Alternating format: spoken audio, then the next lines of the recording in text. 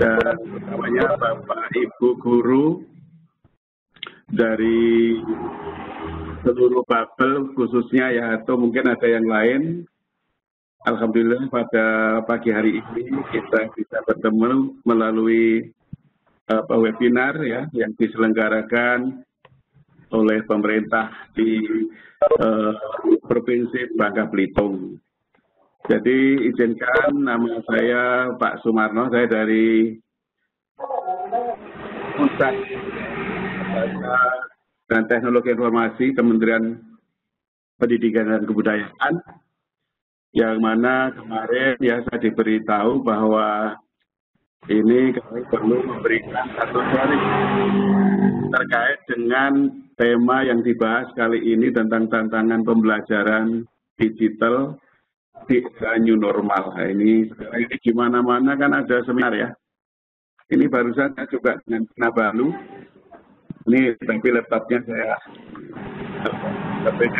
ini saya udah minta izin saya keluar begitu.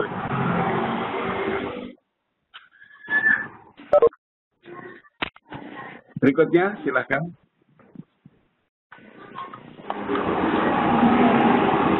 Next slide. Oke. Ya, tapi sekalian, sebenarnya di mana-mana ya, di mana-mana kita ini sekarang lagi mengalami COVID ya, mengalami COVID, dan yang menjadi kata kunci bagaimana kita belajar, itu ya. Bagaimana kita belajar?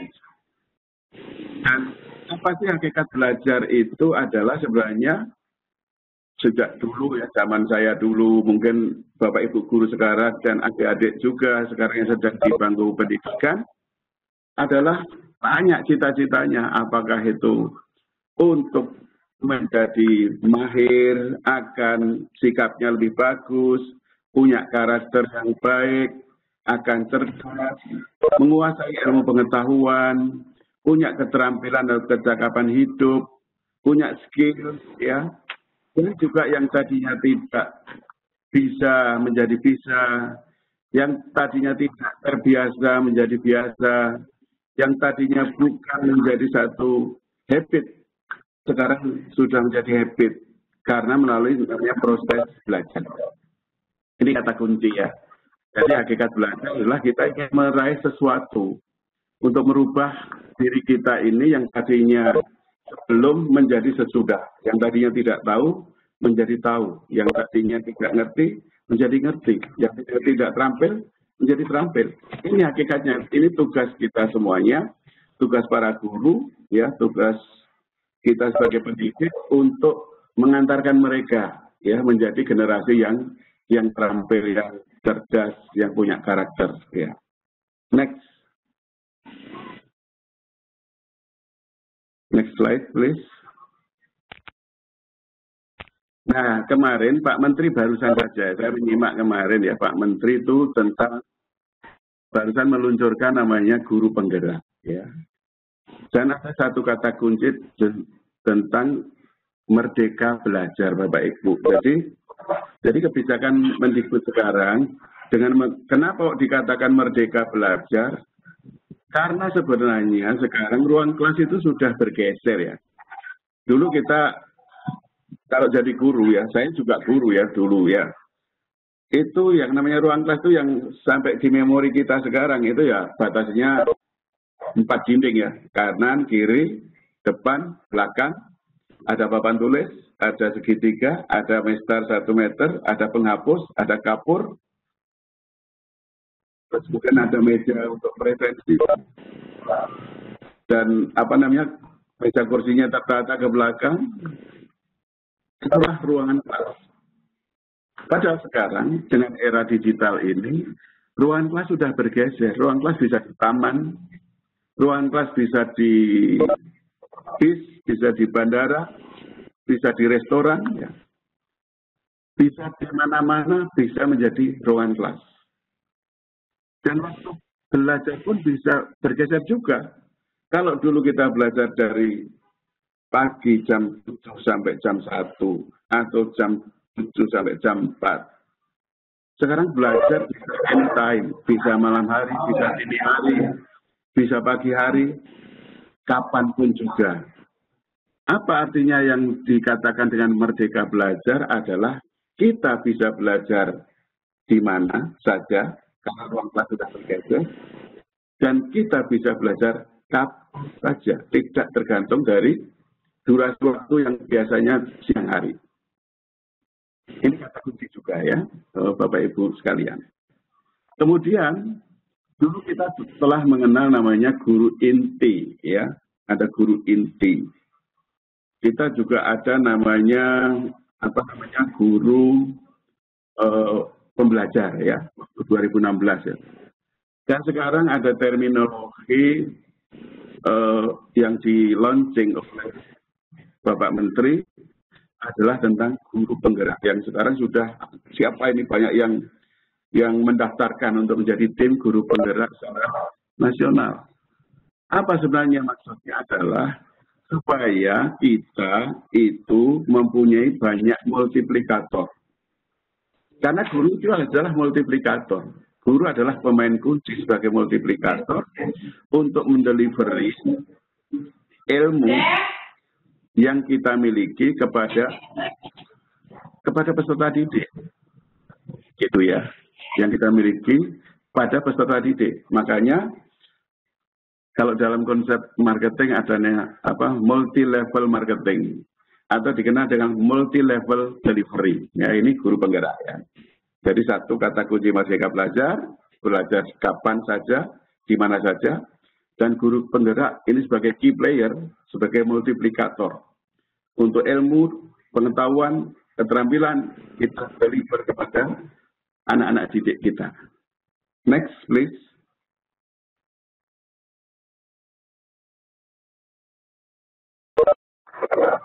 Nah ini cita-cita Pak Nadiem Makarim ya pada waktu kemarin, waktu meluncurkan guru penggerak itu adalah sebenarnya mendorong supaya guru penggerak itu menjadi pemimpin di masa depan untuk mewujudkan generasi unggul.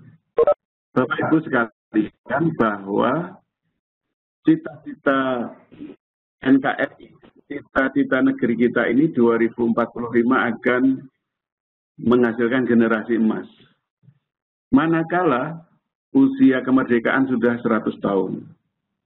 Tapi sebenarnya ada jangka pendek, ada jangka menengah yang telah dicanangkan oleh Presiden, oleh pemerintah sekarang ini. Misalkan tahun 2030, kita harapannya adalah menjadi the big five untuk ekonomi secara global. Ini cita-cita jangka menengah. Dan sekarang secara kebijakan telah dilakukan dari tahapan demi tahapan pembangunan infrastruktur, ya, kemudian juga pembangunan jaringan tol langit ya, karena ada tol laut, tol darat, ada tol langit. Tol langit itu ya ini jaringan maya yang kita sekarang ini menggunakan tol langit. Kalau tidak ada tol langit, kita nggak bisa ketemu.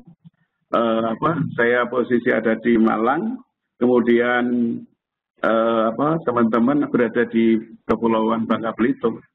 Ini karena ada tol langit ya yang telah dibangun juga menjadi kebijakan oleh pemerintah Indonesia. Jadi sekarang kita manfaatkan ini ya. Jadi tujuan kita adalah generasi unggul. Tadi kan guru sebagai multiplikator, kita akan merubah mereka untuk menjadi generasi unggul pengganti generasi kita. Next, silakan. Nah, ini selalu menjadi satu rujukan ya, Bapak Ibu sekalian. Rujukan tentang Bapak Pendidikan di Indonesia, Bapak Ki Hajar Dewantara, yang mencanangkan tentang Tutwuri Handayani. Ya. Ing ngarsa sung tulodo, ing madya mangun karsa, Tutwuri Handayani. Jadi seorang guru itu ditokohkan, difilosofikan bahwa kalau ing ngarsa sung tulodo, artinya kalau di depan itu menjadi menjadi contoh. Ya, ing madya mangun karso. Jadi kalau di tengah itu bisa menggandeng, bisa terlibat, bisa mendampingi. Kemudian Totpuri Handayani kalau di belakang itu bisa mendorong, ya, mendorong, memberikan satu motivasi. Jadi 3 prinsip merupakan filosofi yang telah diberikan oleh Ki Hajar Dewantara. Sampai sekarang ini kita gunakan acuan ya bagi para guru di Indonesia. Dan bahkan beliau mengatakan setiap orang menjadi guru dan setiap rumah menjadi sekolah. Nah ini terjadi sekarang. Ya, dengan belajar di rumah itu adalah rumah kita juga menjadi sekolah. Setiap orang menjadi guru karena siapapun kita menjadi guru, teman kita bisa jadi guru, orang tua kita bisa jadi guru, ya. Bahkan adik-adik kita bisa jadi guru kita. Inilah era digital. Era digital yang sangat memungkinkan bahwa peran kita adalah walaupun predikannya bukan guru, pada dasarnya kita bisa menjadi seorang guru. Dan dimanapun bisa menjadi tempat belajar. Apalagi kita ini sekarang sedang ada kebijakan belajar di rumah. Artinya setiap rumah bisa menjadi sekolah. Ini terjadi sekarang ini. Next, please.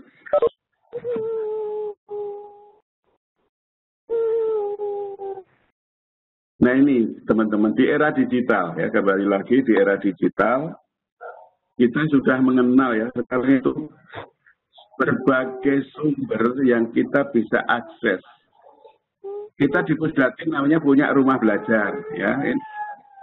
Ini mungkin teman-teman Duta Rumah Belajar di Babel telah juga mensosialisasikan ya tentang portal rumah belajar ke Dusbur di sana. Sudah juga dikenalkan, digunakan, fitur-fitur rumah belajar digunakan, ya kan? Kita juga belajar berbasis www ya, World Wide Web, yang kita gunakan untuk searching. Kita tanya nenek kita, Mbah Google, nah, mau tanya apa saja dengan kata kunci pasti akan ditunjukkan. Jadi kita punya sumber belajar. YouTube kita mau live streaming ya, atau mungkin mau review video pembelajaran bisa juga. Facebook bisa live streaming juga video pembelajaran untuk promosi, untuk informasi kalau ada webinar. Kemudian juga ada Wikipedia, ada Learning Resource Center yang lain, ada OER ya, Open Educational Resources. Itu bisa rumah belajar juga bisa menjadi OER. Dan open source yang lain ya. Kemudian Bapak Ibu, ini kita biasanya juga dulu sebelum kita adanya online, perpustakaan kita yang tadinya konvensional, pertama menjadi digital library ya. Kemudian menjadi virtual library. Sekarang menjadi e-library. Jadi semuanya adalah virtual. Buku-buku sekarang sudah nggak dicetak lagi, tapi sudah menjadi buku elektronik ya. Kita juga ada e-book ya, untuk membeli buku-buku elektronik yang bisa dijual secara online. Jurnal-jurnal yang dulunya dicetak sekarang jadi e-jurnal. Kita juga ada namanya lynda.com ya, untuk training gitu ya.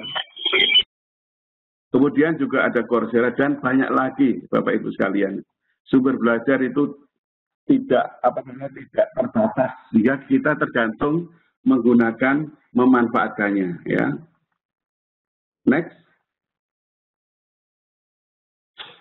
Nah ini COVID ini melanda seluruh dunia, bukan hanya di Indonesia. Yang dulu mulai di Wuhan ya, di China. Ini COVID-19 ini. COVID itu kan coronavirus disease. COVID ya, coronavirus disease yang ditemukan tahun 2019, makanya disebut dengan COVID-19. Sekarang sudah melanda di dunia, termasuk juga menyebabkan dampak pada hampir 1 miliar pembelajar, pada yang ikut memulai pembelajaran tahun ini dia terdampak, dan juga 124 negara ya terdampak. Kapan ini selesai? Kita tidak tahu nih. Kapan ini selesai? Ya.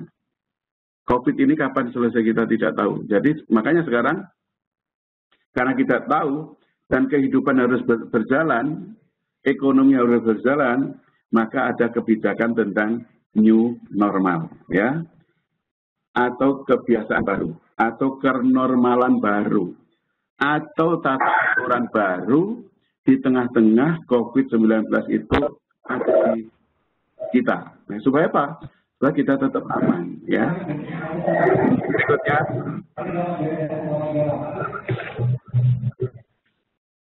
Next. Nah ini jangan lupa ini Bapak Ibu ya, Bapak Ibu sekalian, new normal itu ya kita harus laksanakan ini tentang cuci tangan, selalu pakai masker, menjaga kesehatan ya, kita menjaga jarak ya, menjaga jarak physical distancing, kita selalu pakai hand sanitizer, di sekolah disediakan hand sanitizer, kemudian juga kita pakai termogan ya untuk mengontrol suhu kita. Kalau kita lebih 37,5 derajat, segeralah harus dibawa ke dokter kan gitu ya. Jadi ini kontrol suhu, hand sanitizer, selalu bersih, jaga jarak, selalu pakai masker ya ini. Ini kebiasaan new normal yang harus kita patuhi, Bapak Ibu. Supaya apa? Supaya kita terhindar dari virus corona. Berikutnya.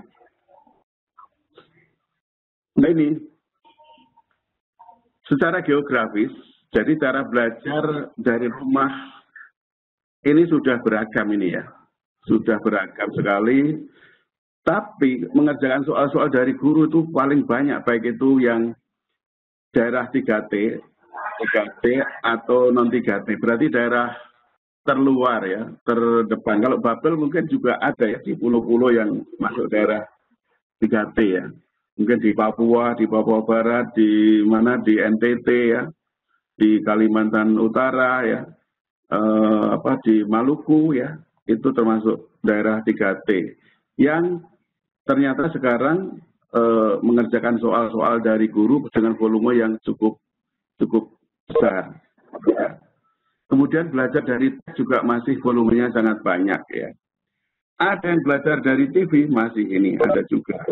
Yang dari radio masih sedikit aja. Dulu masih kalau di Papua Barat itu pakai radio pengumuman ya.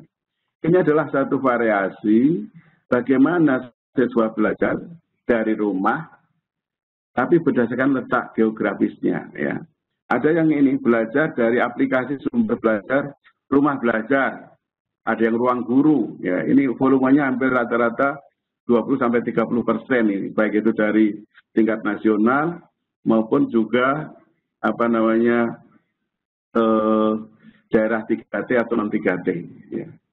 Jadi Bapak Ibu sekalian, ini adalah satu hasil survei yang dihasilkan pada saat siswa belajar dari rumah, tapi dilihat secara geografis. Terus,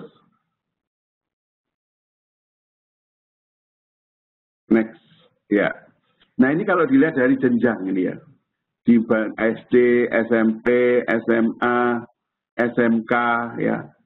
Ini gimana ini proporsinya? Ternyata sama. Ini yang mengerjakan soal-soal dari guru, SD, SMP, SMA, menduduki porsi yang 85% ke atas ya. Belajar dari TV. Kenapa kok dari TV kok banyak ini ya? Karena kita tinggal di rumah gitu ya. Belajar dari buku teks. Kemudian interaksi sama guru. Ini biasanya melalui WA ya, melalui email ya. Ini dilakukan ya. Dan juga banyak lagi yang juga ini yang menggunakan radio masih ini dan makin berkurang ini menggunakan radio untuk komunikasi. Ya. Jadi ini adalah peta Bapak Ibu dibandingkan dengan jenjang SD, SMP, SMA, SMK terkait bagaimana siswa belajar pada waktu kita tinggal di rumah. Ya. Ini walaupun nanti akan dibuka tahun ajaran baru, padahal kan hanya berapa 6% ya, 6% saja, karena yang zona hijau itu 6%, kemudian jumlahnya ada 92 kabupaten di Indonesia, yang lainnya masih zona merah, zona kuning, itu masih belajar online. Jadi inilah yang kita bahas sekarang di era digital, kita menggunakan satu teknologi atau platform digital. Berikutnya, nah ini Bapak Ibu, ini penting ini ya, kebiasaan ini. Dulu pada waktu kita waktu komunikasi kan pakai apa namanya ya, pakai telegram, ya kan, kirim surat, ya, pakai kartu pos, kirim surat melalui pos, kirim telegram, kemudian melalui forum telekomunikasi, kemudian menjadi warnet ya, warnet. Kemudian begitu ada handphone, dulu ada Nokia, ada Ericsson, sekarang ada yang merajai, ada Samsung, ada Oppo ya. Dan inilah yang mengantarkan aktivitas di era digital. Dulu HP itu hanya untuk apa namanya, SMS ya, SMS dan untuk telepon. Tapi sekarang ini sudah berubah menjadi komputer. Ini sudah serbaguna. Bahkan sekarang video konferensi kita bisa menggunakan HP ya, ini. Maka dengan adanya HP ini, maka ini ada pepatah mendekatkan yang jauh dan menjauhkan yang dekat. Kenapa mendekatkan yang jauh? Yang di Amerika, yang di Eropa, yang di Jepang, di Australia, kita dari real time kita bisa komunikasi dekat, bisa video call, ya, bisa video konferensi. Tapi yang menjauhkan yang dekat, kadang-kadang kita di rumah, ini nggak pernah ketemu ya, tapi ketemunya adalah juga melalui WA ini. Kalau minta makanan ya dari lantai atas ke bawah, dari kamar ke kamar yang lain ya, atau ke dapur, ini pesannya melalui WA. Jadi menjauhkan yang dekat. Inilah era digital. Next. Berikutnya, nah ini. Bapak Ibu, Pusdatin ya, Pusdatin itu dulu Pustekom. Dulu Pusat Teknologi Informasi dan Komunikasi. Kemudian sejak awal tahun ini, sejak kementerian sekarang menjadi Pusdatin. Jadi Pusdatin itu gabungan, ada Pusdatin di perguruan tinggi, ada Pustekom, dan ada Pusat Data Statistik, ya. Ada 3 gabung. Jadi kami sekarang sudah juga menangani Dapodik, ya, di Pusdatin. Kita juga menangani tentang apa namanya data dan teknologi informasi. Untuk apa? Untuk perancangan, untuk pengembangan, untuk pendampingan, untuk prototyping di dalam pembelajaran. Ya. Jadi sebenarnya kami di Pusdatin atau para PTB itu menyiapkan menu, ya, menu pembelajaran secara digital. Ya, apakah berupa video, apakah berupa modul-modul digital, ya, apa berupa tentang multimedia melalui audio, video yang relevan dengan konten kurikulum, baik itu sejak SD, SMP, SMA, SMK, yang dapat diunggah di portal Rumah Belajar, yang dapat juga disiarkan melalui TV Edukasi, yang dapat disiarkan melalui Suara Edukasi, yang juga di-sharing dengan portal-portal yang lain, ya, sharing di kementerian lain atau instansi lain, itu bisa dimanfaatkan oleh para guru yang digunakan sebagai sumber untuk pembelajaran di sekolah. Ini tugas daripada Pusdatin, ya Bapak Ibu sekalian, perancangan, pengembangan, pendampingan, dan prototyping, dan prototyping itu selalu bertambah terus. Kita mengharapkan konten-konten yang ada di rumah belajar melalui duta rumah belajar, melalui guru-guru penggerak nantinya bisa mengisi konten yang dapat digunakan sebagai sumber bagi peserta didik di seluruh Indonesia. Ya, berikutnya. Nah, ini tahapan Pusdatin, ya. Dulu kita belajar konvensional, tapi mulai tahun 1996 kita sudah ada menggunakan satu platform SMP terbuka, ada SMA terbuka di 2001, kemudian juga ada diklat TIK, kemudian juga untuk supervisi di LPPKS, dan mulai tahun 2017 kita sudah ada pembatik ya yang menghasilkan duta rumah belajar. Ya, ini duta rumah belajar di masing-masing provinsi ada, dan sekarang menjadi ujung tombak di masing-masing provinsi untuk dapat mensosialisasikan platform-platform digital untuk pembelajaran jarak jauh ya, melalui kelas digital atau kelas maya yang ada di rumah belajar ya. Mulai 2018 juga sudah ada sub-sub atau portal-portal yang dikembangkan oleh masing-masing provinsi. Misalkan ada Jejak Bali ya. Mungkin juga nanti ada Babel Berjaya misalkan ya. Atau apa namanya ya, bisa juga yang dapat dilengkapi dengan rumah belajar ya. Kalau Jejak Bali juga membuat satu portal untuk kepentingan provinsi Bali ya. Nanti juga di Babel bisa juga membuat satu platform yang khusus juga untuk mengcover layanan pada Provinsi Bangka Belitung. Ini teman-teman di RP dapat bekerja sama dengan pemerintah daerah melalui dinas, bisa membuat satu platform di tingkat provinsi ya, sehingga nanti mengantarkan Bangka Belitung menjadi punya literasi digital yang sangat tinggi, dan akan mengantarkan kemudahan bagaimana Merdeka Belajar bisa diterapkan di sana. Terus next.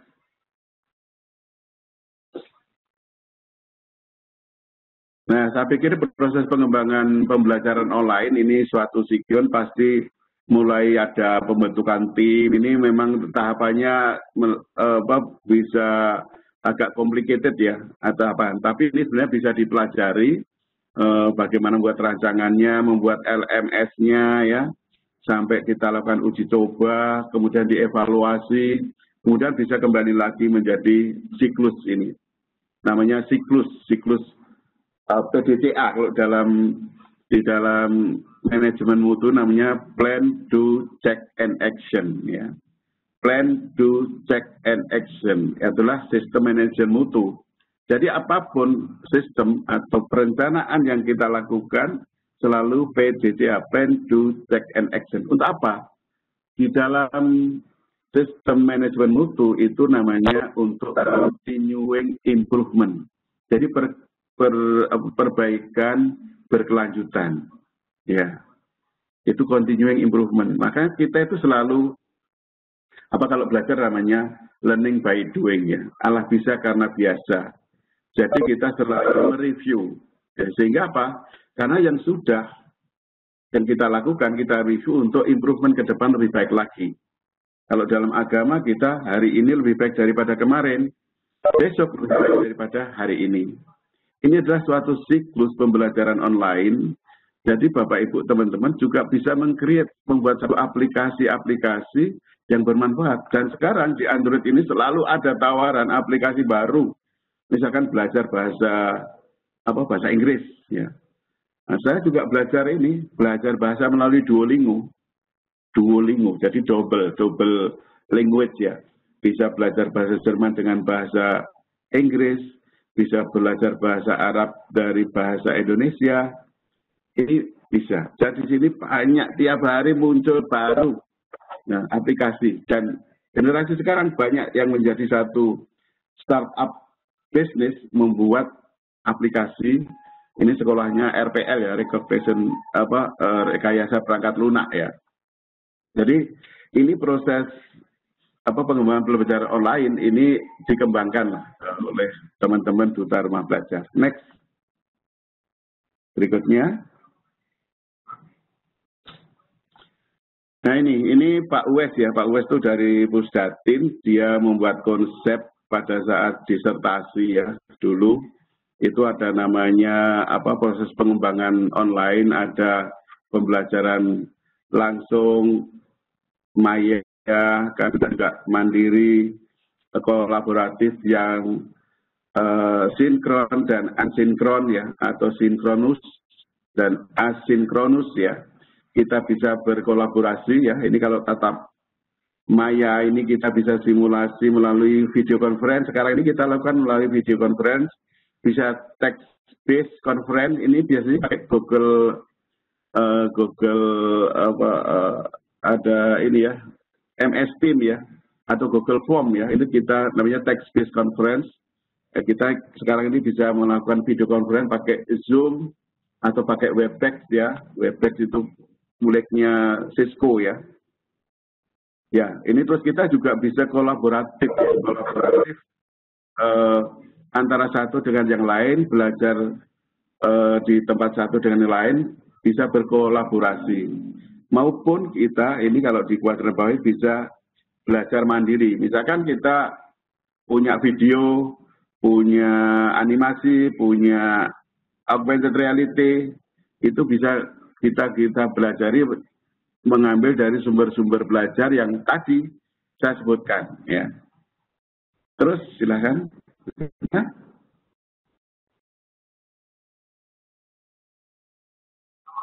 Nah, proses pembelajaran daring peserta, Bapak Ibu, ini penting. Jadi kita sekarang gimana nih ya? Kita kan anak-anak itu belajar di rumah, ya.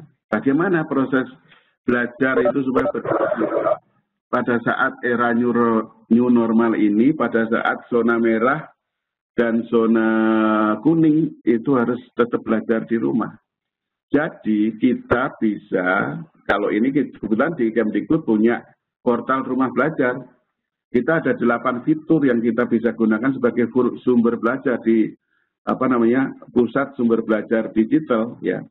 Artinya para peserta atau anak didik bisa mempelajari dulu yang ada di rumah belajar, misalkan apakah itu videonya, apakah itu buku elektronik, mungkin juga berlatih di bank soal atau di jejak angkasa sesuai dengan atau laboratorium maya. Ini bisa peserta bisa secara mandiri belajar ya. Kemudian juga bisa melalui diskusi ya dengan temannya ya, melalui Vicon terjadwal ya, bisa membahas topik yang ada di rumah belajar, kemudian bisa Vicon dibelajar secara seksama, dan juga bisa membuat kerja untuk membuat satu proyek ya, dikerjakan.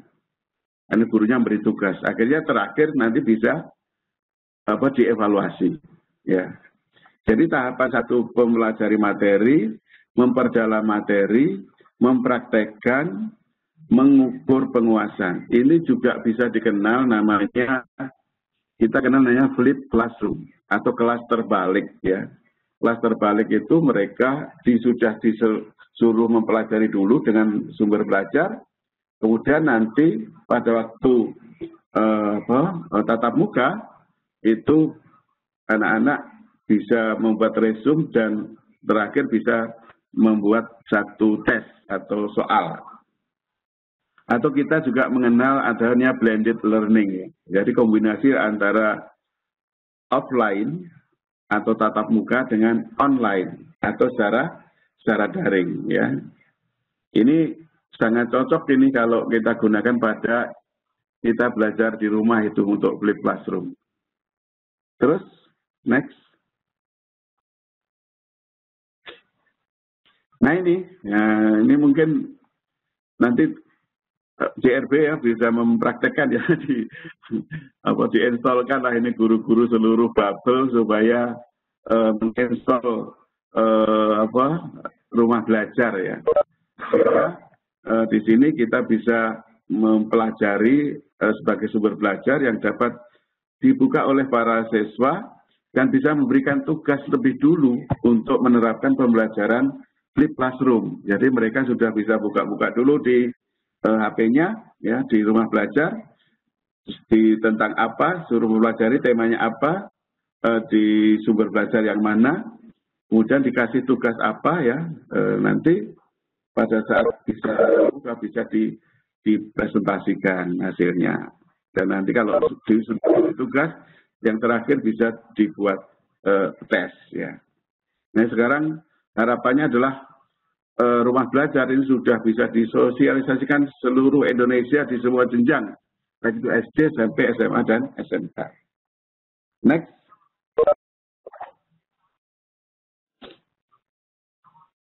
Nah ini contoh juga, kemarin Pusdatin ini setelah ada program di TVRI ya, ini mungkin sudah, dan ini secara kontinu akan diumumkan ya.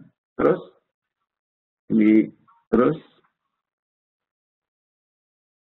ini juga program belajar di rumah, ini banyak jadwal yang bisa diikuti ya. Ada TV edukasi, ada suara edukasi, ada di TVRI ya. Bisa kita ikuti ya, baik melalui live streaming di YouTube ya. Ini bisa diikuti oleh para peserta didik ya di semua jenjang. Next. Nah ini, mungkin ini penting halaman ini ya, halaman ini sangat penting ya, halaman ini sangat penting. Ini juga sudah ada link address-nya ya, portal bersama hadapi corona. Nah ini bisa, ini https bersama hadapi corona.kemdikbud.go.id. Kemudian ada pembelajaran digital oleh Pusdatin dan Simolek. Nah, ini kan rumahbelajar.id. Ada aplikasi daring untuk paket ABC, ini juga ada linknya. Ada rumah belajar oleh Pusdatin. Nah ini yang kami punya ini ya. Belajar.kemdikbud.go.id. Jadi kalau kita browsing ya di laptop kita, ini https belajar.kemdikbud.go.id. Nanti kita bisa masuk namanya di fitur-fitur rumah belajar. Ini tadi yang saya sebutkan tadi bisa dicari. Kemudian ada laman guru berbagi. Ini juga miliknya Kemdikbud. Ini ada membaca digital. Ini ya ada linknya juga. Di Puspendik ini ya. Kemudian ada TV edukasi. Nah ini miliknya kami, Pusdatin. Kemudian ada Si Ajar oleh Simolek. Nah, Simolek itu dekat Pusdatin juga, Kemdikbud. Ada suara edukasi milik Pustekom atau Pusdatin ya. Ada jadwalnya ini juga. Kemudian tatap muka daring melalui Sapa DRP. Nah ini teman-teman DRP. Ini kemarin pas puasa itu ya, kita bulan puasa karena kita di rumah ada program Sapa DRP oleh Pusdatin melalui Webex ya, seperti yang kita sekarang. Dan program belajar dari rumah oleh TVRI. Ini penting, jadi teman-teman, Bapak Ibu Guru, silahkan nanti diselancar ya. Ini sebagai sumber belajar semuanya yang dapat dimanfaatkan bagaimana kita menggunakan sumber belajar dalam era digital ini, dalam era new normal, dalam masa pandemi ini supaya tetap anak-anak kita bisa belajar. Ini dan banyak lagi ya, banyak lagi yang lain baik yang di internasional, mungkin di kantor kementerian, lembaga yang lain juga ada sumber-sumber yang mungkin akan bermanfaat ya bagi kita sesuai dengan peruntukannya, sesuai dengan apa yang kita maui ya untuk mendapatkan ilmu. Terus berikutnya. Nah ini contoh-contoh ya, sekarang ini kan ada Vicon ya, webinar. Banyak, ada yang ratusan, ada yang ribuan, ada yang puluhan ribu, ada yang puluhan ya, tergantung ya. Ini banyak webinar yang kita lakukan. Biasanya kalau dokumentasinya ya kita foto aja, ini semuanya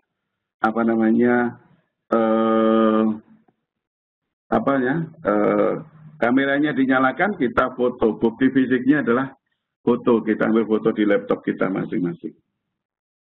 Terus, next.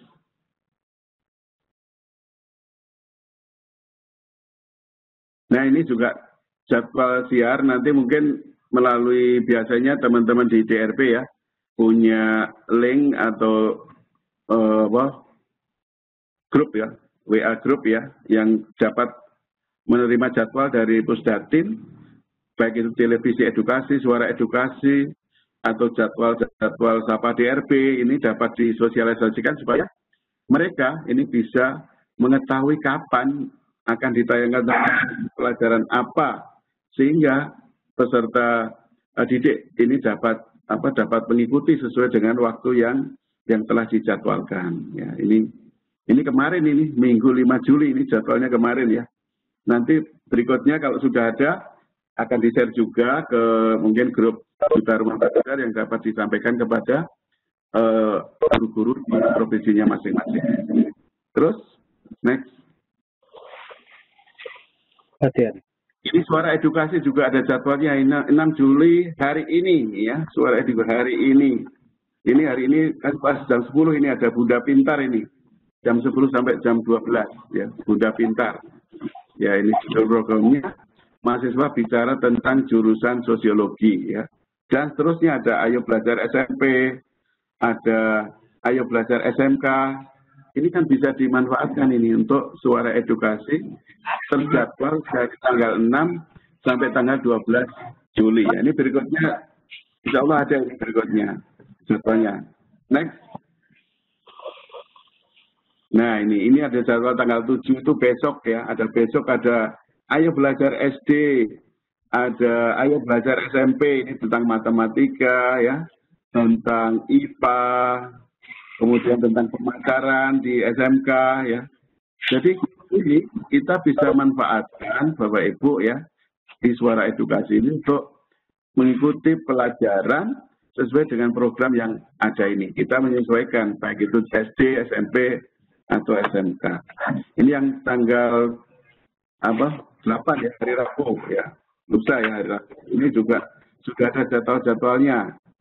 Ini juga ini SMK ada pariwisata, jenis objek wisata. Ya. Kemudian ini ada psikologi, ada bahasa Indonesia, ya untuk SD. Next. Kemudian tanggal Kamis Jumat juga sudah ada, ini sesuai jadwalnya. Berikutnya.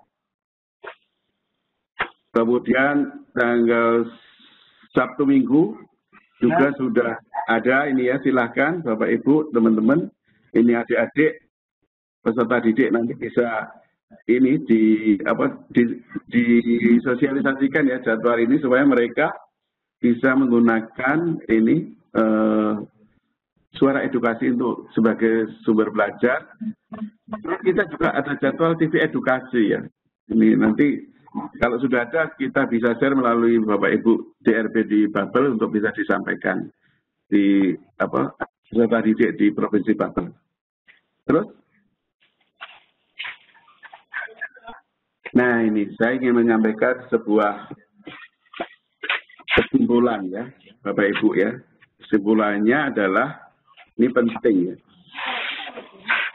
Sebagai guru penggerak itu harus juga sebagai guru pembelajar. Ya. Ya. Tadi kan saya bilang adalah guru sebagai key player, pemain kunci. Maka kita juga harus sebagai pembelajar. Yang mana bisa mengantarkan peserta didik sebagai pembelajar juga. Sesuai dengan pesan kurikulum 2013 bahwa kurikulum 2013 itu adalah menyiapkan siswa sebagai pembelajar. Karena siswa sebagai pembelajar, guru sebagai pembelajar. Supaya apa? Supaya menjadi guru penggerak. Supaya apa? Supaya menjadi multiplikator. Untuk apa? Multi-level delivery. Atau multi-level marketing dalam pendidikan. Ini kalau berfungsi. Waduh, luar biasa ini. Jadilah Anda sebagai learner, sebagai pembelajar. Saya ini juga sebagai pembelajar. Saya masih belajar juga. Untuk apa? Untuk kepentingan saya sendiri maupun untuk kepentingan orang lain. Ya, kalau saya belajar sekarang, mudah-mudahan bermanfaat juga oleh saudara kita dari Babel, gitu, untuk guru-guru di sana. Karena apa? Kita bisa sharing ini, sharing informasi, sharing pengalaman, sharing pengetahuan, saling memberikan satu pesan. Ya. Yang ketiga adalah education is an investment for the future. Pendidikan adalah sebuah investasi untuk masa depan. Maka pembangunan sumber daya manusia hari ini adalah akan menentukan kejayaan masa datang. Jadi jangan salahkan nanti kalau kita tidak peduli pada pembangunan SDM generasi sekarang, ya kita nggak akan punya harapan yang sangat gemilang untuk generasi yang akan datang. Jadi today akan menentukan the future, ya. Jadi apa yang kita akan laksanakan sekarang akan berdampak kepada hasil kualitas anak didik yang akan datang. Kemudian guru sebagai key player menentukan kualitas anak didik. Ini penting. Jadi guru apapun, walaupun sekarang ada buku, bahan ajar, ada alat media pendidikan, tapi semuanya tergantung pada peran gurunya. Bagaimana gurunya? Karena guru itu menjadi leader, menjadi manajer di kelasnya. Ya. Kepada muridnya masing-masing dia sebagai manajer, sebagai leader, sebagai panutan, sebagai figur yang dicontoh oleh peserta didiknya. Dalam era digital sekarang ini, manfaatkan platform digital yang ada. Ya, apakah itu internet, apakah itu ada Facebook, Instagram, ada YouTube, ya, kita melalui grup Telegram, melalui WhatsApp, ya, melalui Microsoft Teams, ya, Google Form, semuanya platform digital. Dalam era digital, ayo kita gunakan. Untuk apa? Untuk pembelajaran. Kapan? Di era new normal ini, selalu patuh pada tata aturan kesehatan yang ditetapkan oleh UNESCO, oleh WHO. Ya, oleh WHO. Ya. Belajar adalah tanggung jawab pribadi. Jadi jangan nyalahkan orang lain. Belajar itu urusan kita pribadi.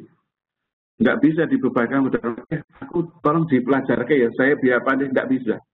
Belajar adalah individual responsibility. Harus kita berikan kepada anak didik kita bahwa belajar itu tanggung jawab pribadi. Karena kepandaian juga akan dirasakan oleh secara pribadi.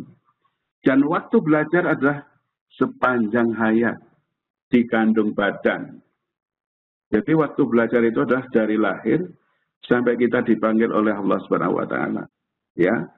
Sekali lagi belajar tanggung jawab pribadi dan belajar adalah berlangsung sampai kapanpun juga. Tadi sudah ada di awal tadi, anywhere, anytime, ya. Anywhere, anytime. Dimanapun dan kapanpun, ya. Itu ya. Dan dengan siapapun, karena gurunya bisa berperan banyak, orang tua, teman, saudara, ya. Jadi termasuk Bapak Ibu guru itu sendiri. Dan pesan dari Bapak Ibu, bangunlah motivasi dari dalam diri, intrinsic motivation untuk mencapai tujuan. Jadi kalau motivasi intrinsik itu Bapak Ibu, itu tahan lama. Kalau motivasi ekstrinsik, motivasi yang karena stimulan dari luar, mungkin karena hadiah, mungkin karena karena hukuman, ini sifatnya temporer. Tapi kalau intrinsic motivation itu ada di dada. Ya, ini penting. Kita bangun kesadaran anak didik kita untuk bisa motivasi dari dalam diri untuk semangat belajar sehingga mereka akan menjadi pandai. Semangat berlatih supaya mereka akan menjadi terampil. Ya. hakikat mendidik, Bapak Ibu guru. Pada dasarnya kita how to motivate the student. Adalah kita memotivasi mereka untuk mendapatkan motivasi dari dalam diri, untuk mau menjadi pembelajar, supaya dia menguasai pengetahuan, supaya dia menguasai keterampilan.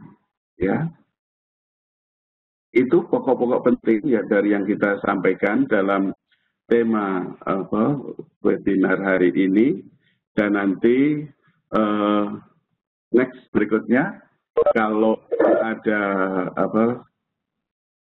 next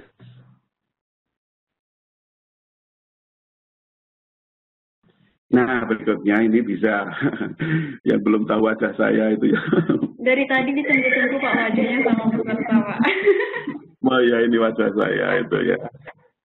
Ini tadi kenapa wajah saya kok nggak muncul gitu ya.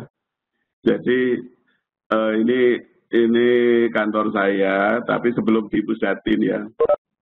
Halo kok, masih kok. Bisa dikembalikan? Nah, jadi teman-teman, ini nomor WA saya ya, nanti bisa siapa tahu buat grup ya di Bubble ya, saya bisa sharing kalau ada kemudian ada email saya semangat@gmail.com ya. Kemudian ini dulu saya pernah jadi kepala di PM4TK POE Malang 3,5 tahun, menjadi kepala di PM4TK PKN dari PS selama 3 tahun ya. Saya di kementerian di Jakarta ngurusi guru SD dan SMP selama 4 tahun ya, mengurusi tentang pelatihan guru-guru juga, dan saya pernah jadi guru STM. Dulu jadi guru STM, pernah jadi instruktur ya, menjadi kepala bidang, jadi ya banyak lah gitu ya. Juga banyak ke luar negeri yang kita bisa gunakan, disaringkan kepada teman-teman yang lain. Mungkin itu Bapak Ibu, Bu Irma ya, apa yang dapat kami sampaikan mudah-mudahan bermanfaat. Kalau ada pertanyaan boleh silakan. Terima kasih. Assalamualaikum warahmatullahi wabarakatuh. Waalaikumsalam warahmatullahi wabarakatuh. Terima kasih Bapak atas materinya. Ya. Wah, saya mau tahun gimana? Tidak, saya kok layar saya di mana ya, layar saya mau buka layar saya, upload dari sini, tadi belum ketemu. Saya stop sharing dulu Pak ya. Coba. Iya, coba Bapak coba klik Kahootnya. Di mana ya, saya mau ini.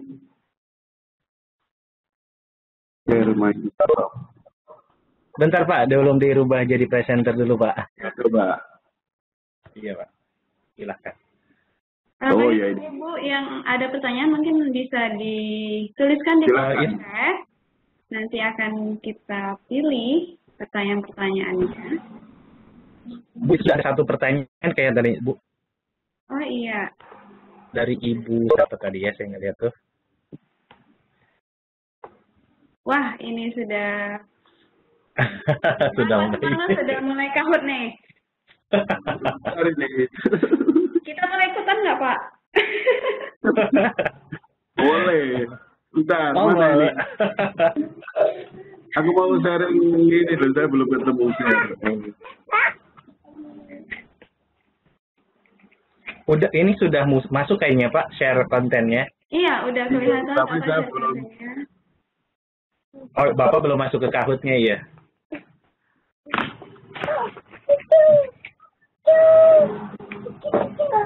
Ini tampilannya beda itu loh, saya bingung. Tampilannya lain. Sama kebingungan semua.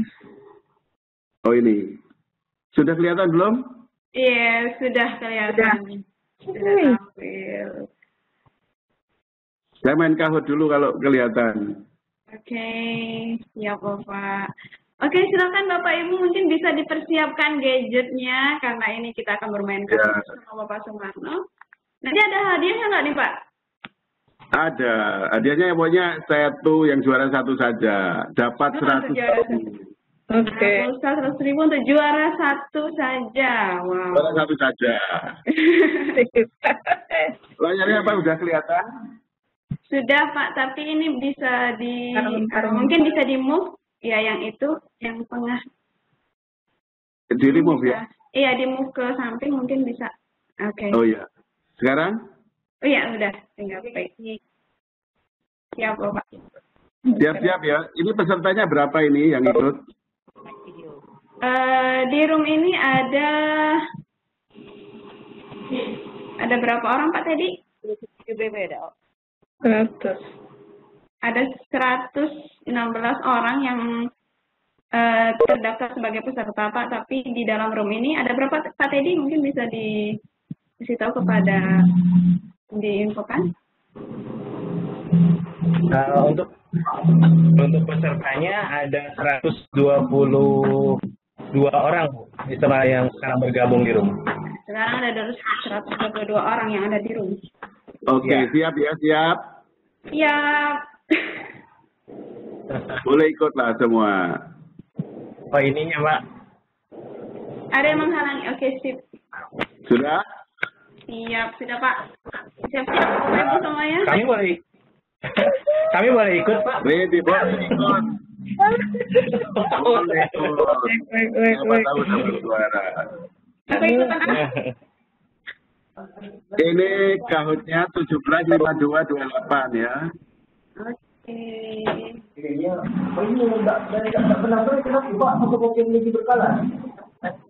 Bisa Bapak Ibu yang mau join ke kuis Kahoot bisa buka di kahoot.it dengan pin game 175228.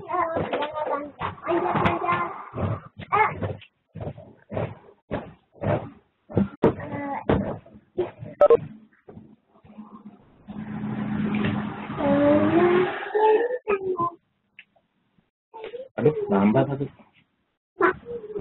Ayo silakan. Pokoknya juara satu tak kasih pulsa 100 ya. 100.000 lumayan. 100.000 lumayan Pak, bisa dipakai untuk daring beberapa kali di sini. Untuk webinar berapa kali. Iya. Jadi Bapak Ibu jawabnya melalui HP tapi lihatnya di laptop ya. Iya. Aku masih ke video ayah.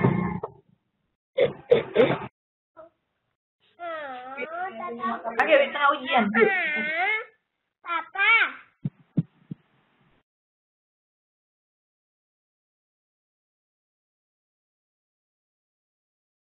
Oke, sudah 28. Ayo terus saya tunggu.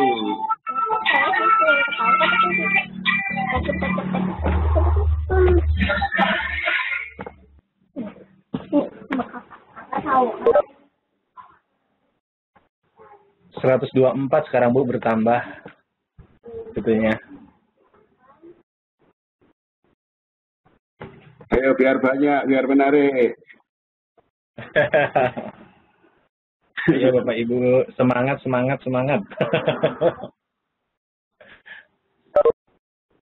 Ayo berebut 100.000.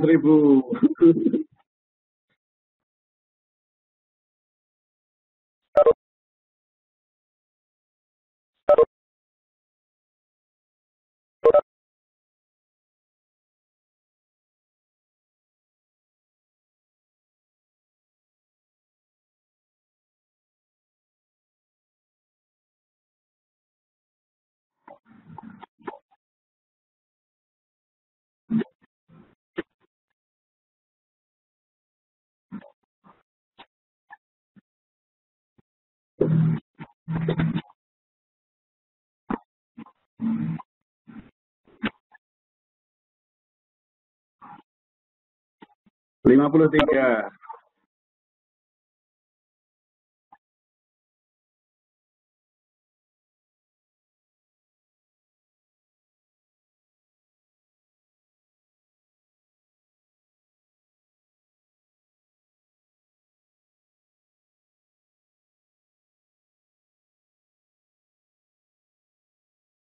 Ayo, saya tunggu terus.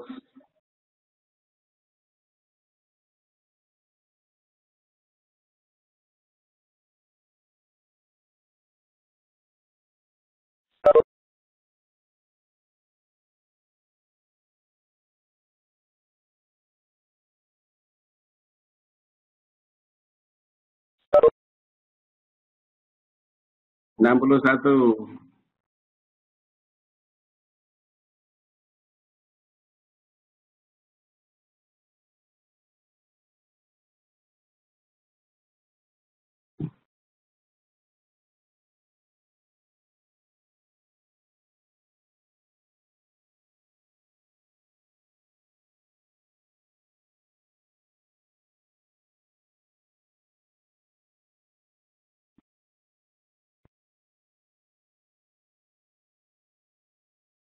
Sampai 75 ya.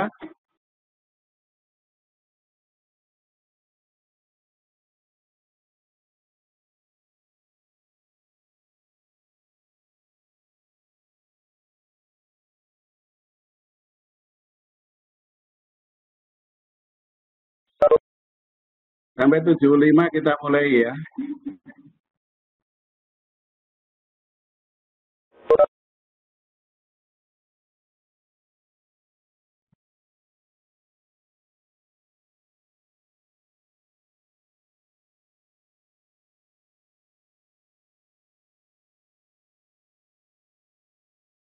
Baik, bisa kita mulai, Bu.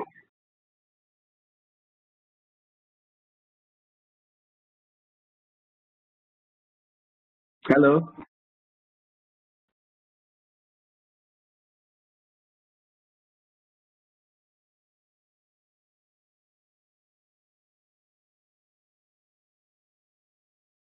Halo Bapak, Ya Pak, mulai Pak. Bisa kita mulai? bisa ya dimulai? Bisa Pak, dimulai? Iya. Oke, maaf ya, yang belum nyambung ya. Ini kita mulai ya. Oke. Bismillahirrahmanirrahim. Mulai soal yang pertama, tolong disimak baik-baik. Ada pilihan empat jawaban. Silahkan pilih salah satu sesuai dengan warnanya ya. Warnanya merah, kuning, hijau ya.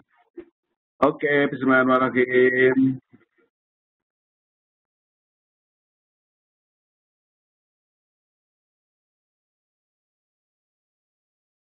Selama wabah COVID-19 melanda di Indonesia, Mendikbud minta pembelajaran dilaksanakan di rumah melalui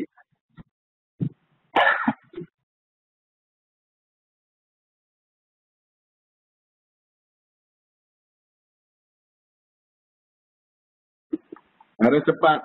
Harus cepat dan tepat ya ini Pak ya. Iya. Cepat Jangan dan lambat-lambat. Hanya 20 detik. Nah, benar. Wow. Siapa pemenang di nomor Siapakah satu? pemenang nomor satu? Rini Natalia. Oke, perhatikan soal yang kedua. Kemdikbud mempunyai portal pembelajaran online yang sudah dikembangkan oleh Pustekkom adalah gampang. Tadi sudah disebut tadi ya. Sudah disebut Pak tadi Pak.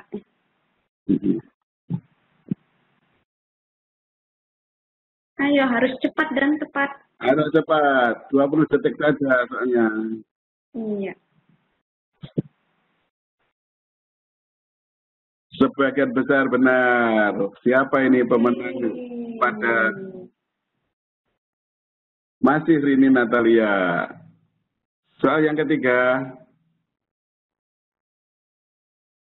Platform belajar yang dikembangkan Pustekkom berbasis siaran melalui audio video dinamakan audio dan video. Audio dan video. Gampang juga.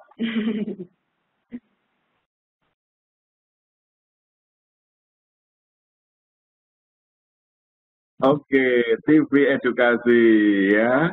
Iya. Next. Wih, Wah, Pak Teddy ternyata ini. Oke, next ya. Fitur pada portal rumah belajar yang digunakan untuk pembelajaran online.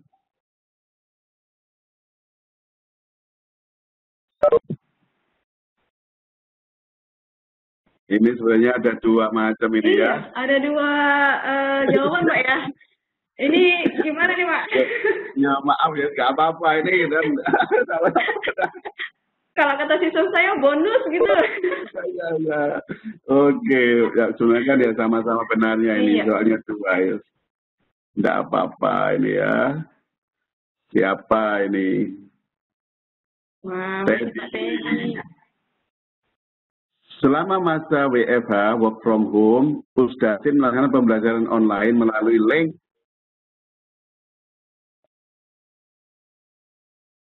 Ayo,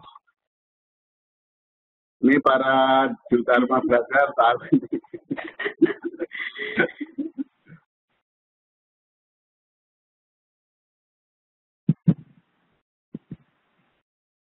Oke. Siapa DRP yang biru ini kok hanya 10 ya? Iya. Iya, disalib lagi. Virus corona yang ditemukan di kota Wuhan, Cina, dikenal dengan COVID-19. Apa kepanjangannya? Nah, tadi sudah tak sampaikan.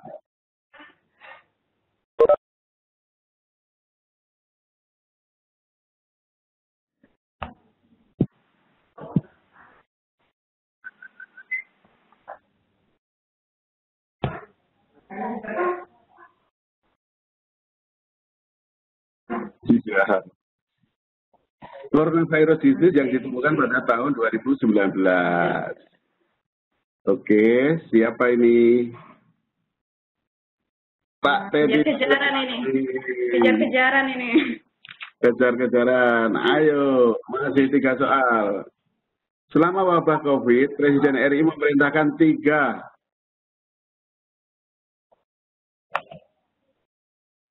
Apa coba? Jatuhnya Pak Jokowi ya. Iya.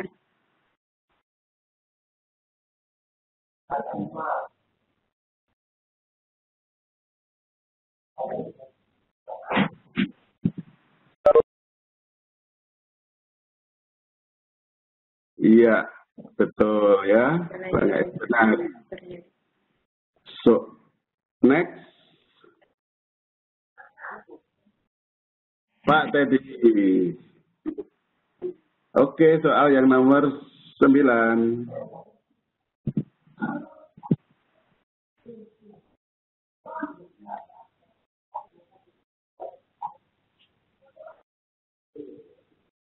Untuk menghindari penyebaran COVID, pemerintah menerapkan kebijakan pembatasan sosial.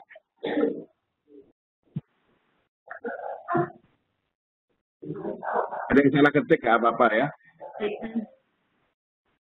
Yang penting memahami. Penting maknanya sama. Nah, benar.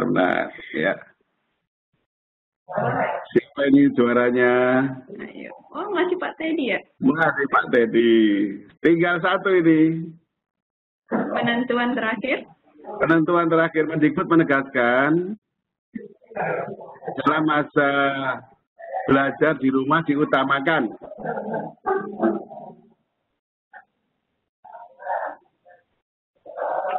Ini Mendikbud ya? Iya, Mendikbud. Pernah disampaikan.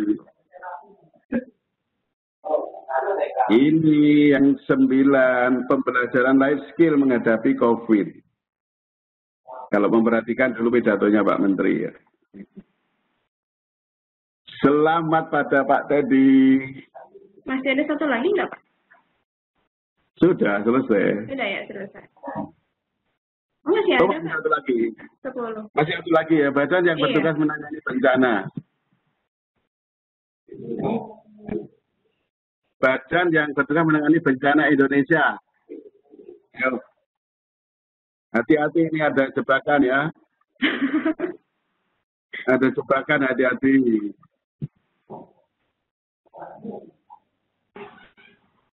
Oh iya benar. Bagian besar. Siap. Siap. Siapakah pemenangnya? Siap.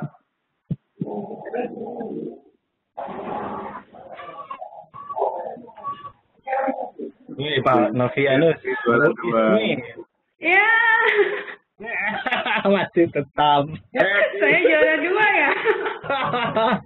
Hostnya. Masih Pak Teddy ini. Hostnya Pak ternyata Pak.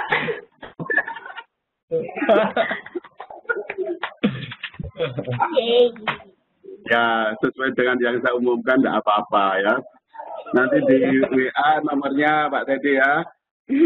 Oh iya Pak, terima kasih Pak. Cuma nomor 2 ternyata. Bu Ismi jangan minta setengah-setengah ya. Ya begitu lah Pak, setengah-setengah.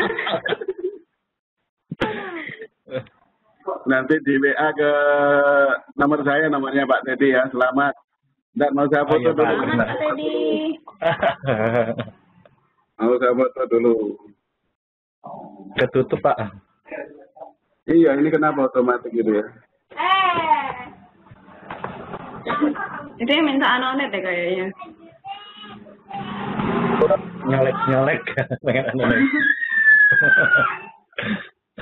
Jadi filenya bisa di-sharing ke peserta, file paparannya ya, supaya bisa Ya Pak. dipelajari lagi. Dan kalau ada pertanyaan, nanti juga bisa disampaikan ke saya melalui email, melalui WA, boleh ya. Dan juga kalau Pak Teddy dan teman-teman di sana bisa membantu menjawab, bisa juga. Oke, saya pikir itu. Apakah ada ini pertanyaan? Ada Pak, ini di kolom chat ada dari Nurheli Yandi dari SLB Negeri Tanjung Pandan. Bapak Nurheli menanyakan, mohon sarannya Pak untuk situs pembelajaran online khusus untuk murid kami di SLB. Apakah ada? Terima kasih. Betul, ini harus kadang-kadang gini ya, itu kemarin pun juga ada Sapa DRB untuk SLB ya, memang kadang-kadang harus didampingi ya. Harus ada didampingi, misalkan pas kemarin Sapa DRB, saya kalau yang situs khusus saya belum tahu ya. Sebenarnya kalau rumah belajar bisa dimanfaatkan. Biasanya kemarin yang program belajar itu ada pendampingnya ya, ada orang tuanya atau kakaknya atau adiknya ya, saudaranya bisa mendampingi untuk bisa memberi penjelasan kepada tergantung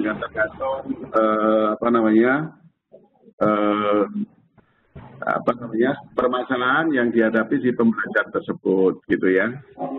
Kemudian juga bisa memahami rumah belajar, tetapi perlu ada pendampingan. Terima kasih Bu. Iya, jadi di rumah belajar sendiri pun sudah ada sebenarnya jenjang materi di sumber belajar, sudah ada jenjang dari SLB, dari PAUD, SLB, SD, SMP, dan SMA Pak ya. Semuanya ada di sumber belajar di portal rumah belajar. Perlu ada pendampingan, kan iya, itu ya? Yang pastinya untuk siswa SLB perlu ada pendampingan. Itu kuncinya di situ. Iya. Ada lagi?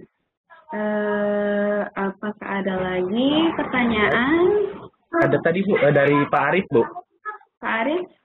Yang di bagian bawah. Sepertinya nggak Ini ada Pak. ini nih dari Pak Arif Bu. Ya, Metode pembelajaran apa yang direkomendasikan untuk pembelajaran praktik bidang teknologi dan rekayasa di masa new normal? Ini untuk SMK mungkin Pak, yang terkait tentang kompetensi keterampilannya gitu Pak. Terima kasih Pak. Jadi begini, saya kebetulan orang kejuruan ya.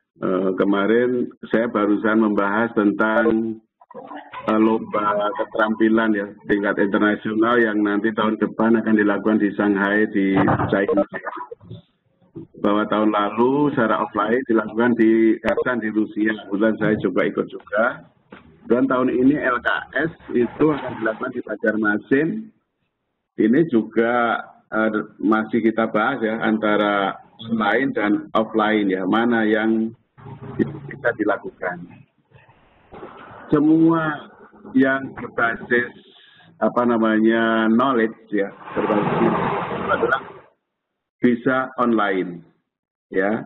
Tapi yang berbasis praktikal itu bisa kombinasi sebenarnya, bisa online dan offline.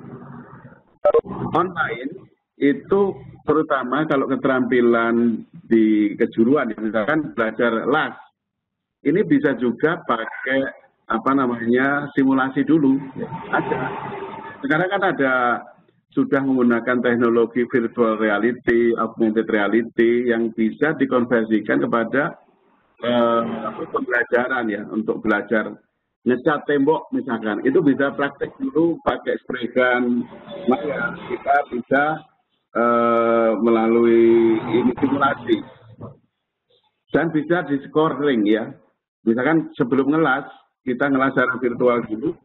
Nanti kalau cara pegang elektrodanya, cara pegang maskernya, cara menggerakkan ini, memutar elektrodanya, nanti hasilnya gerakannya mundur atau maju. Kalau udah benar, 80% nanti baru boleh pegang alat sebenarnya. Kemudian kalau ngecat demikian juga. Cuman sekarang ini permasalahan yang diketahui ya, untuk teknologi rekayasa, baik itu misalkan otomotif, mesin, kita masih kurang tentang video tutorial. Ya, ini menjadi PR juga teman-teman guru SMK ini.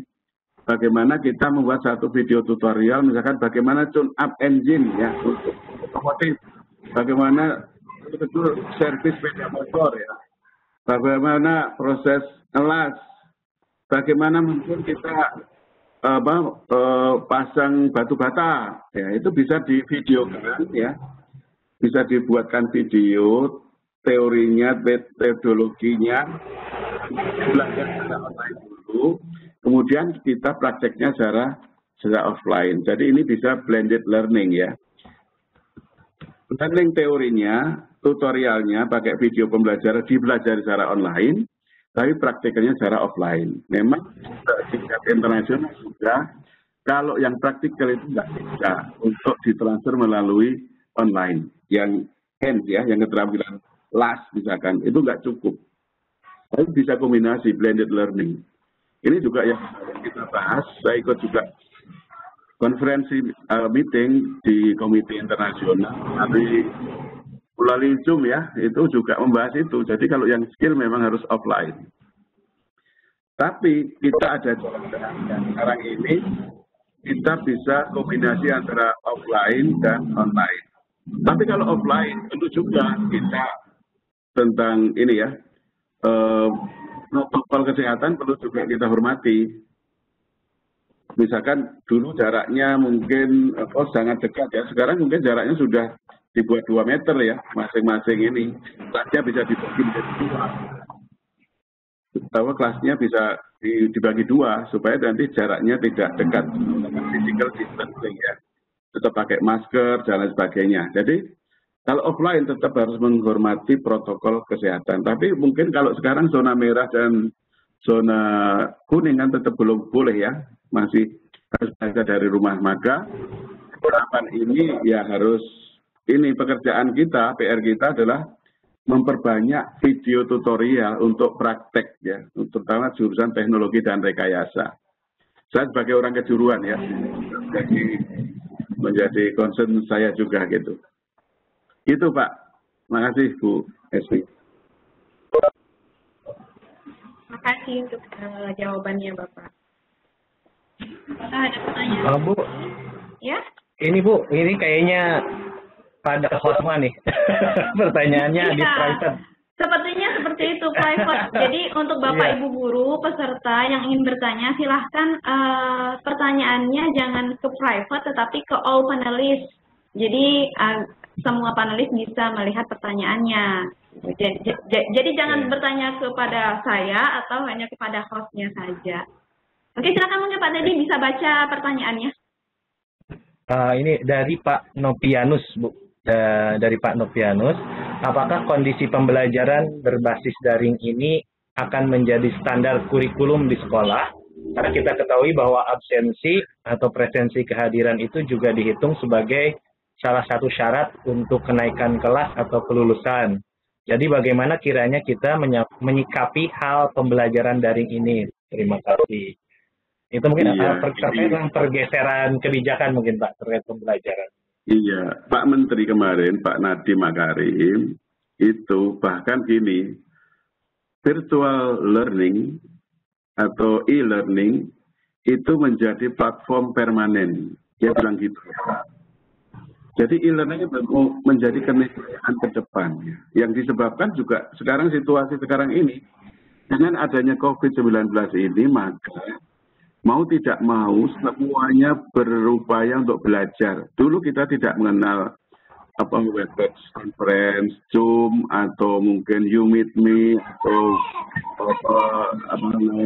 pakai MS Team ya, atau platform Chromebox ya, atau yang lain. Tapi sekarang dengan video konferensi, ya kan? Oh juga. Sehingga terus juga portal-portal pembelajaran telah dikembangkan, banyak penyedia, banyak kreator-kreator yang membuat satu aplikasi untuk pembelajaran online secara interaktif.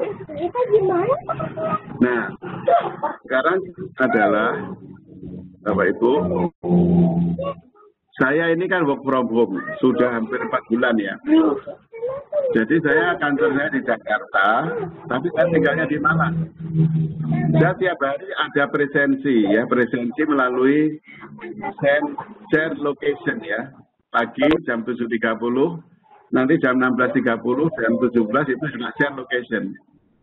Tapi kita juga membuat satu laporan work from home. Laporan. Jadi apa yang kita kerjakan hari ini. Mungkin itu juga menjadi platform baru ya, bahwa cara presensi bagi peserta didik ini bisa melalui kirim WA ya, kirim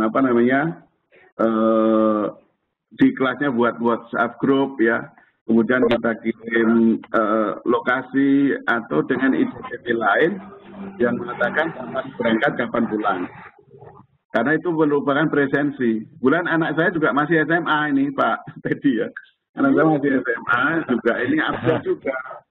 Dan tugasnya bisa dikirim melalui WA, melalui orang tua juga dikirim tembusan, sehingga orang tua bisa. Sekarang orang tua juga bisa menjadi guru di rumah juga menjadi ruang kelas karena kita memang belajarnya di rumah. Jadi, nah ini sampai kapan kita tidak tahu. Tapi kemarin Pak Menteri pernah bilang bahwa e-learning itu menjadi platform yang permanen. Ya, jadi maka dari itu kita harus beradaptasi dengan era adaptasi bagaimana kita belajar secara online.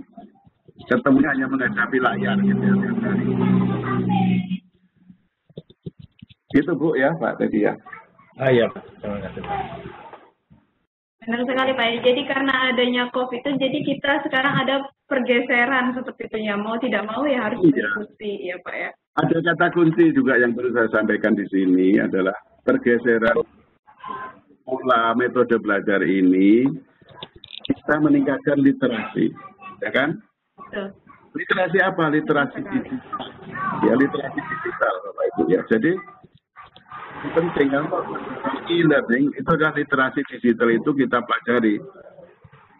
Apa itu literasi digital ya? Kita karakteristik kita membuat menggunakan platform yang ada di Android, yang ada di laptop, ya kita melalui email, melalui WhatsApp, melalui konferensi, melalui aplikasi-aplikasi yang ada baik berdasarkan satu Google Play maupun di Android, ya itu kita pelajari, ya. Kita pelajari, itulah bagian daripada literasi digital yang untuk mendukung e-learning ya bagi kita dimanapun juga. Itu. Baik, baik Pak. Apakah ada pertanyaan lagi Pak Teddy? Ada satu lagi kayaknya nih Bu. Ini juga jamnya ada jam. Satu lagi ya. Nanti bisa. Iya betul. Cetek lewat WA. Iya. Ini Pak, mungkin tadi juga beberapa kali disinggung, mungkin lebih diperinci. Ini dari Bapak Bapak Mahmudah El Gumeri. Ibu atau Bapak itu Mahmudah? Nggak tahu nih Pak, Bapak aja. Kalau salah nanti protes juga di chat kayaknya. Ibu Pak, Ibu ada di Ibu. ada di chat tuh Ibu. Ibu. Aduh maaf Bu. Akhirnya kejadian juga diprotes tuh. Baik. Baik Pak, ini pertanyaan dari Ibu Mahmudah El Gumeri.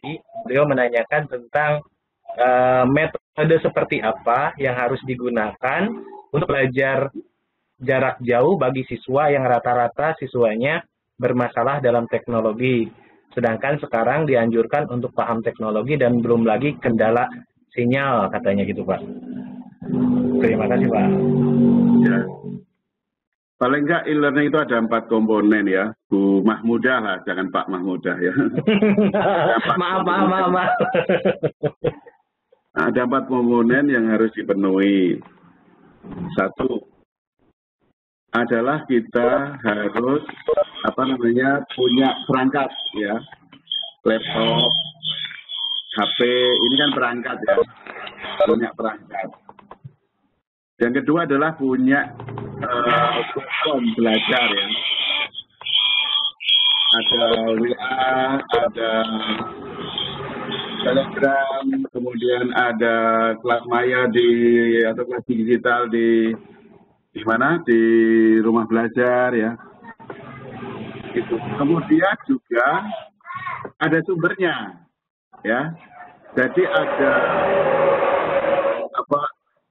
platformnya, ada arsitekturnya, ada perangkat kerasnya, ada kontennya.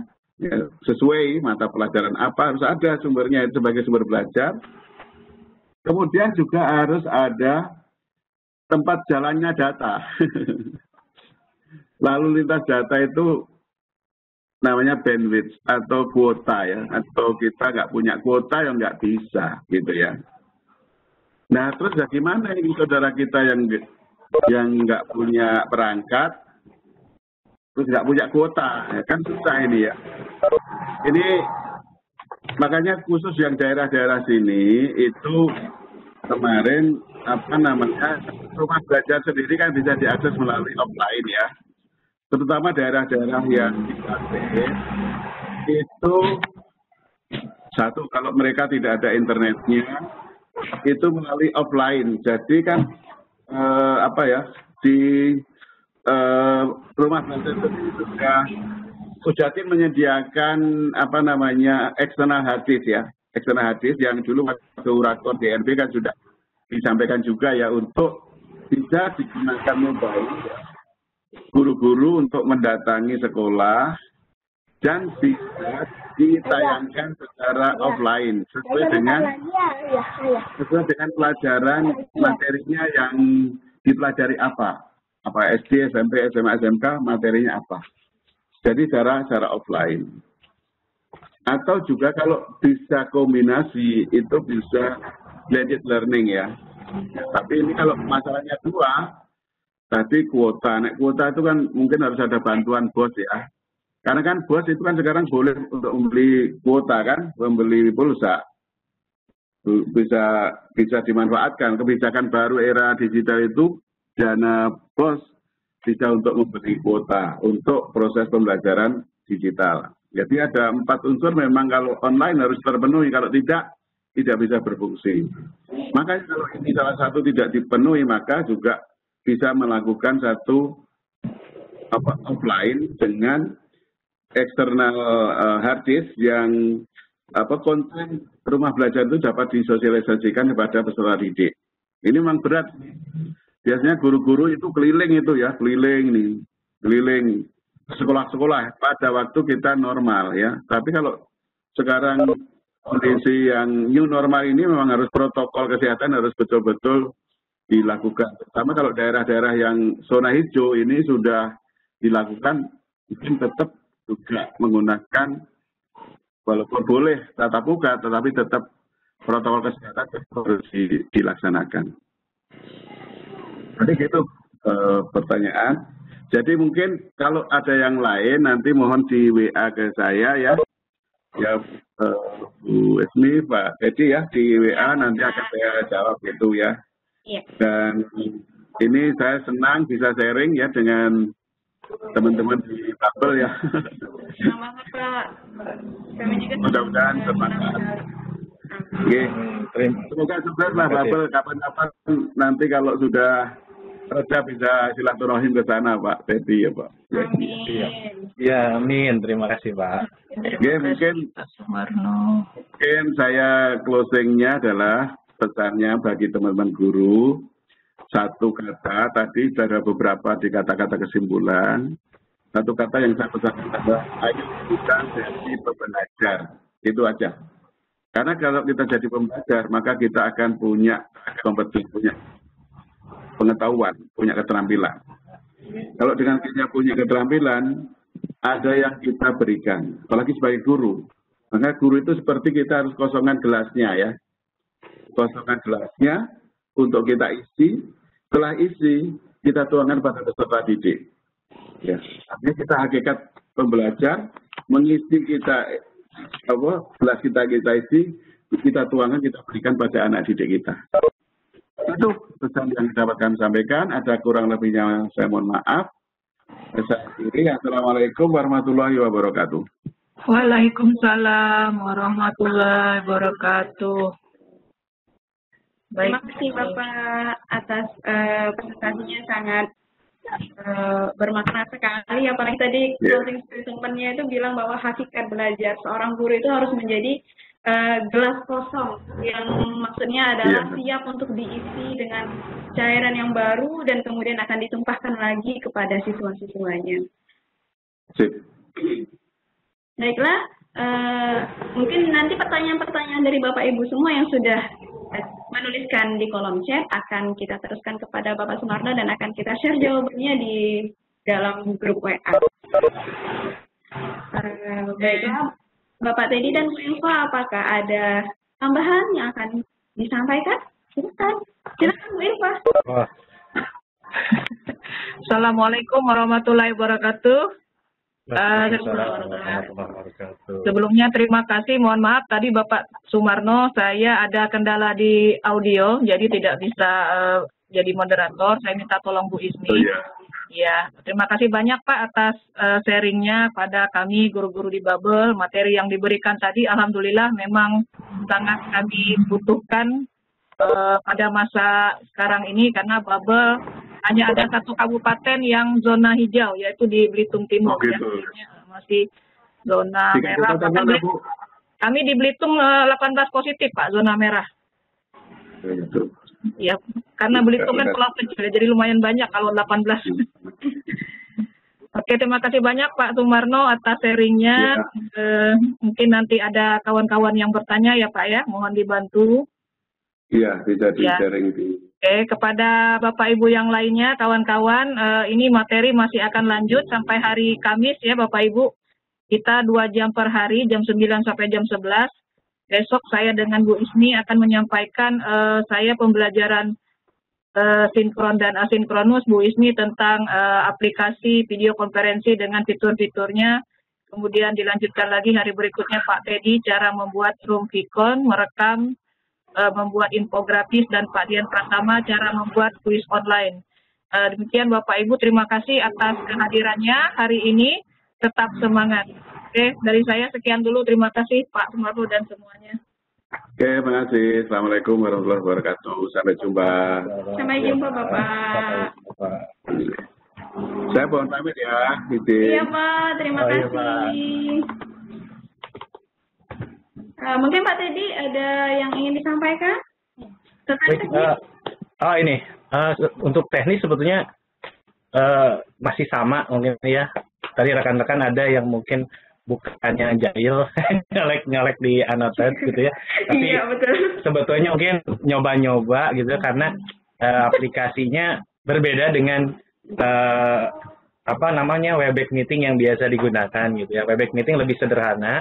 Kalau ini kita pengen ngelihat kawan-kawan semua juga harus zoom dulu ternyata ya gitu. Mungkin nanti kita bicarakan lagi apakah untuk pertemuan besok, karena besok sudah mulai fokus ke peserta yang terdata sesuai dengan yang ditugaskan oleh Cabdin masing-masing, sehingga jumlah pesertanya bisa sekitar 137 maksimal. Biar lebih terbiasa, mungkin kita nanti akan coba ubah formatnya ke Webex meeting saja Bu ya, karena saya yakin kalau Bapak Ibu guru mah bisa lebih tertib gitu ya dibandingkan siswa, karena kalau siswa biasanya kita mute all, mereka nyalain lagi gitu ya, mute lagi, nyalakan lagi. Tapi saya yakin kalau Bapak Ibu guru bisa lebih paham, ada waktunya untuk buka mic, kapan waktunya untuk close mic gitu ya. Mungkin itu saja Bu Ismi. Kemudian satu lagi Bu, tadi terkait tentang ada pertanyaan yang disampaikan dari SLB. Memang selama ini juga kami mungkin belum banyak menyampaikan sosialisasi ke SLB. Jadi sebetulnya di rumah belajar sendiri itu sudah ada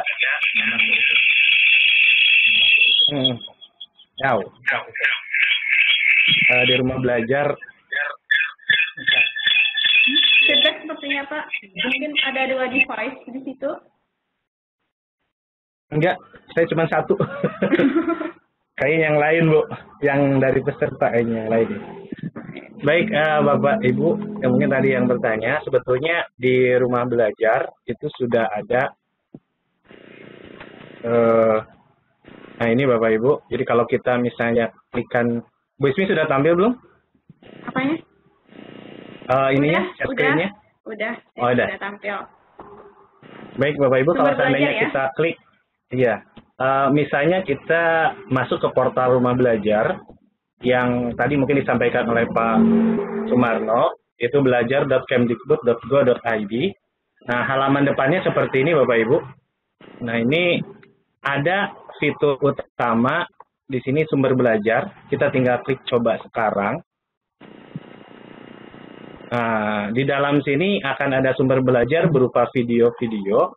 Ya, bahkan ada sumber belajar yang lama itu berisi konten web juga ada. Nah, ini ada jenjang pendidikan Bapak Ibu. Jadi di sini ada jenjang pendidikan untuk paket B, kemudian paket C. Nah, termasuk di dalamnya ada SLB di sini. Nah, ini. Cuman tadi kuncinya dari yang disampaikan oleh Pak Sumarno tadi adalah untuk pembelajarannya SLB ini tidak bisa secara mandiri, tapi harus dan perlu pendampingan. Mungkin ini Bapak Ibu, jadi nanti silahkan dicoba-coba untuk dibuka, atau mungkin suatu saat Bapak Ibu membutuhkan kami datang ke sana untuk menjelaskan lebih jauh bagaimana pemanfaatannya, juga bisa menghubungi kami yang ada di sini. Jadi kami datang khusus ke sekolah Bapak Ibu. Mungkin itu saja. Terima kasih Bu Ismi. Oke, terima kasih Pak Teddy.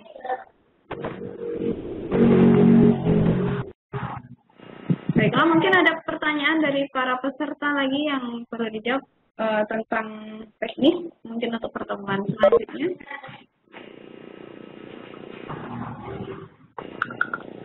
Gimana Bu Isma? Kalau silakan bagi peserta. Silakan Bapak Ibu. Kalau mau raise hand boleh, ada yang mau bicara langsung boleh. Boleh raise hand nanti di. Kami mau. Yang mau nanya langsung boleh nanti. Terkait kami ini videonya.